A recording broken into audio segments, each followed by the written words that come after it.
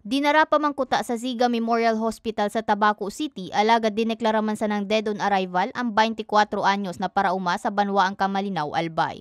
Matapos tamaan ng kikilat, pasado alas 2 din hapon ka nakaaging Biyernes, Setyembre 15. Binisto ang biktima na si Raymart Rubiak ang purok 2 balading parehong banwaan.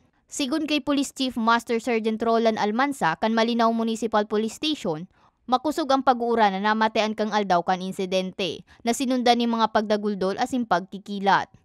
Makaliis na ning 5 minutos may nagpaabot na da sa inda ning impormasyon na may tinamaan na ning kikilat sa nasambit na lugar. Tulos man ninda inimpig respondihan kung sa inaabutan ninda na nakandusay ang biktima asin mayong malay. Nga, nag-harvest sila doon sa palaya. Actually, tumago pa nga yan, ma'am, sa puno ng nyog.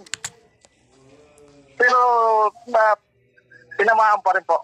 Base sa eksaminasyon sa hawakan biktima, tama aning kikilat sa may parting luong ang tulos na ikinagadan ni Rubia. Maswerte naman na nakasalbar ang duwang bayaw ni Rubia na kaibanan niya sa pag-umakan mangyari ang insidente. Nabinistong sinda Angelo Hopio Ros, 21 anyos, asin si Ariel Hopio, 31 anyos. Yung dalawa, naging unconscious din, pero mga ilang minuto, nagkamalay na. And yung isa nga, actually si Ariel hindi na nagpadala sa hospital. Sabi nga, kaya na daw eh.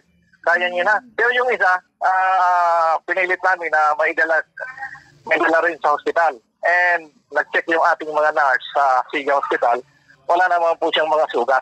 Sa presente, nakapatente na ang bangkay kan biktima sa saindang residensya. Mantang nagpaparahay naman ang duwang ibang biktima. Para sa mga baretang tatak Bicol, May Arango.